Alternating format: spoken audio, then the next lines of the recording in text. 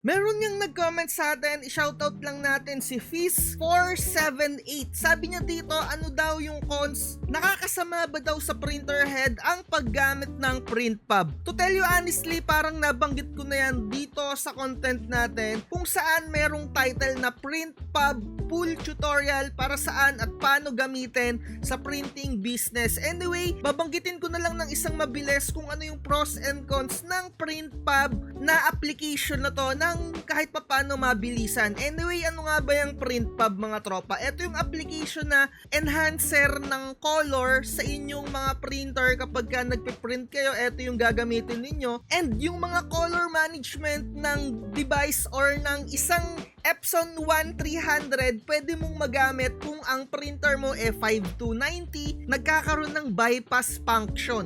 So eto na nga yung print pub, i-open natin. Eto kaka-install ko lang ulit para makita ninyo. So i-add ko muna yung printer natin. Hanapin nyo lang yung mismong printer na gusto nyong installan ng print pub. So 5290 Epson yung printer natin. Hanapin nyo lang dito.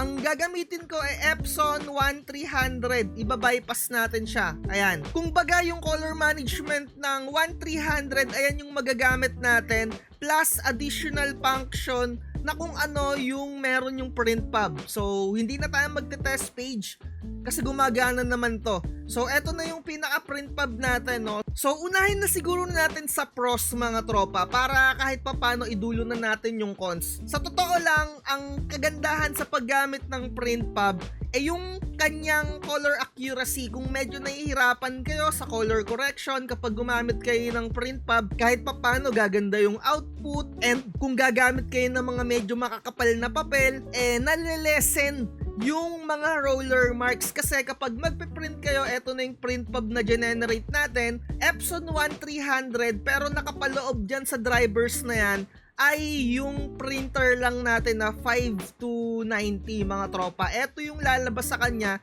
kapag pinindot mo tong preferences. So dito pwede ka nang mag-edit dito, pwede mo nang kalikutin, 'di ba? Kumbaga mas may enhance mo kahit na plain paper lang na normal print out ng quality ng plain paper at 360 lang dpi. So pwede mo siyang i-maximize up to 1440 dpi. Ayan yung mga pros mga tropa. So mas lilinaw yung print mo ng plain paper and syempre malilesen yung roller marks kapag magpiprint ka ng mga medyo makakapal na papel kasi naka plain paper lang siya. Unlike kapag ka pipindutin mo etong mga matte na settings, 'di ba? So mapapansin nyo sa mga printer ninyo pagka pinindot nyo yung matte na settings, diyan talaga babakat yung mga roller marks. Pero pag pinunta nyo sa plain paper, ayun, walang gaanong roller marks kasi as in kinikilatis ng printer na as plain paper lang yung lumalabas sa kanya. So yung diin nung pagka-print and yung setup ng mga roller doon sa loob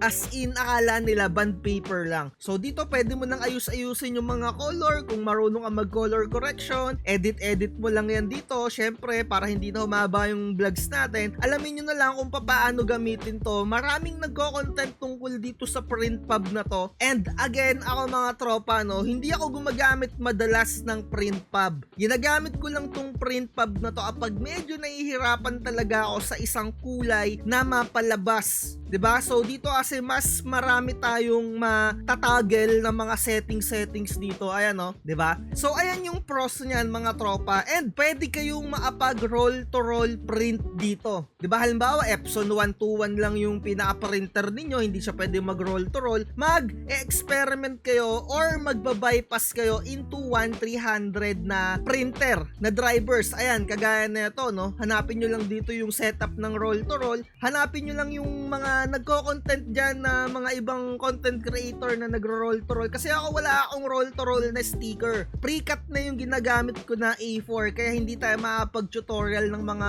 roll to roll na ganyan. So, hanapin nyo na lang yung ibang mga nagko-content. Sabihin na natin si Master P. Kasi sa totoo lang, pinapanood ko naman talaga yan dati, yung mga content creator na yan. And sa pagkakaalam ko, siya yung nag-introduce netong PrintPub na to. Kaya mas marami siyang kaalaman tungkol dito sa PrintPub na to and sa mga ibang content creator. Huwag na tayong maging plastic pa mga tropa, no? Kasi nga ako hindi ko masyado ginagamit tong PrintPub na to sa totoo lang. Kasi dati, meron akong mga na-experience na cons din dito kaya hindi ko siya ginagamit. So dito na tayo sa cons mga tropa kasi halos nabanggit ko na yung kanyang pros, kagaya nga ng pwede kang mag-borderless kapag ka nahihirapan kang mag-borderless sa printer mo na halimbawa 3210, 5290, pero kapag yung mga printer mo Epson 120, 121, 110, 360, hindi yan maapag-borderless kahit na maggawa ka pa ng PrintPub. Kahit na gumamit ka pa ng PrintPub, hindi yan maapag-borderless. Yung mga printer lang na selected talaga, 'di ba? Ayun yung mga pros niyan. Color correction, malilesen yung roller marks, and maapag-borderless ka, maapag-roll-to-roll print ka. 'Di ba? Kung meron pa akong mga hindi nabanggit, i-comment nyo na lang dyan sa ating comment section. So, ang cons naman, mga tropa, unang-una, malakas siyang makapag-consume ng ink. Bakit ko nga ba nasabi na malakas siyang makapag-consume ng ink? Kasi nga, di ba i-edit nyo dito sa preferences, papataasin nyo yung kanyang print quality. The more na mas tumaas yung print quality, the more na mas maraming ink siyang ibubuga. Di ba? So, ayun, yun yung cons niya. So, isa pang cons na na-experience ko, kapag ka gumagamit ako netong PrintPub, may scenario na kapag bukas yung printer ko ng sabay, etong 5290 at yung Epson 805 ko, medyo naglalag. Nagkaroon ng delay sa pag-edit ko ng settings dito. Halimbawa, etong Epson 805 ko, pipindutin ko yung preferences niyan. Minsan nag-i-stack up, di ba? Hindi naman sa specs ng computer ko kasi mataas tong specs ng computer ko mga tropa. Kasi gaming PC to and talagang mataas talaga yung specs nito kahit papano nasa medium level yung setup ko. So, ganon yung nangyayari. Naghahang siya. Syempre nakakairita kapag medyo may rush ka na print. Halimbawa, babaguhin mo yung settings niyan, i-high mo yan, Epson Matte High, 'di ba? Maggaganyan-ganyan ka. Tapos hahanapin mo dito yung mga advance dito. Na-experience ko yung nag-freeze, nag-i-stack up yung window ko.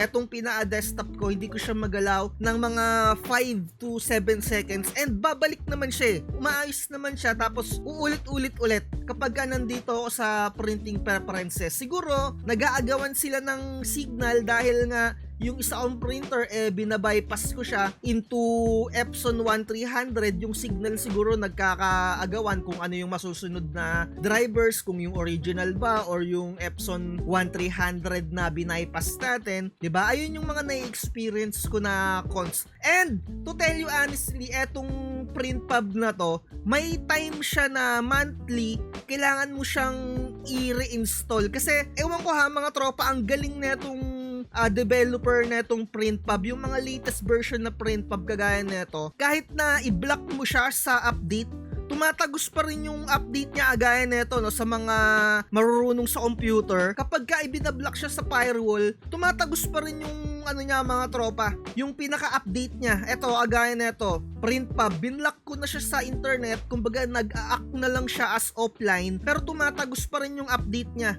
So, ayun yung pinaka na-experience ko rin na cons dyan sa PrintPub na to mga tropa. Kailangan mo siyang i-reinstall talaga monthly yung mga bagong version. Hindi ko lang alam sa mga lumang version ha kung ganun din. So kung gusto nyo na tuloy-tuloy yung paggamit ng PrintPub ninyo, siguro hanapin nyo yung mga lumang version kung hindi siya monthly kailangan i-reinstall. So ayun yung na-experience ko sa kanya. So kung hindi kayo nababother naman doon, and syempre hindi naman tayo nagbabayad ng monthly dito sa PrintPub, ito yung mga software na, alam mo yun, yung mga basag na software, 'di ba? So, ayun lang mga tropa, no? So, sa mga mag-a-avail na mga PrintPub dyan na kung saan-saan, mag-ingat-ingat kayo kasi parang meron akong nakikita na sobrang mahal magbenta-benta ng mga PrintPub na ganito. Anyway, nagbebenta rin naman ako, pero hindi naman ganun kamahalan. Pero gusto ko lang na yung mga hard-earned money ninyo, talagang matitipid din nyo, yung hindi kayo talo, 'di ba? Nag-avail na nga kayo ng crack tapos 'di ba ang mahal-mahal pa. Mag-ingat-ingat kayo doon kay ZP, 'di ba no? Yung content creator rin na basta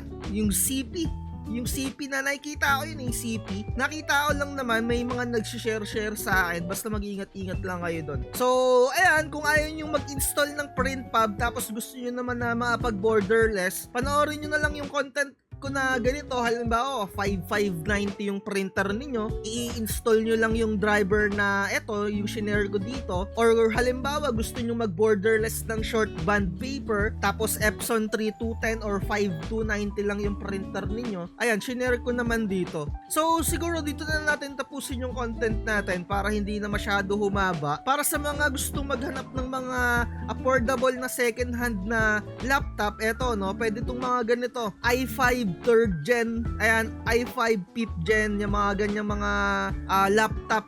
Kasi kahit pa paano, mura to eh. Ayan no, di ba meron akong laptop na ipinakita ko sa inyo na panahon pa ni Kopong-Kopong. Eto mga tropa, pwede pa to. Ayan, mga ganyan. Pero kung meron pa kayong mas mura na makikita na laptop, ayun yung gamitin ninyo kung mas maganda yung specs nun. Anyway, ilalagay ko yung link nito kung kailangan nyo ng laptop para makabili rin kayo ng ganito. So ayun na lang, like, share, and subscribe mga tropa. Salamat sa panonood at sa walang sawang pag-comment dyan. Huwag kayong mag-alala mga tropa, kung may mga katanungan pa kayo, comment lang kayo dyan sa ating comment section. At lagi ko sinasabi, huwag na huwag magpapauto.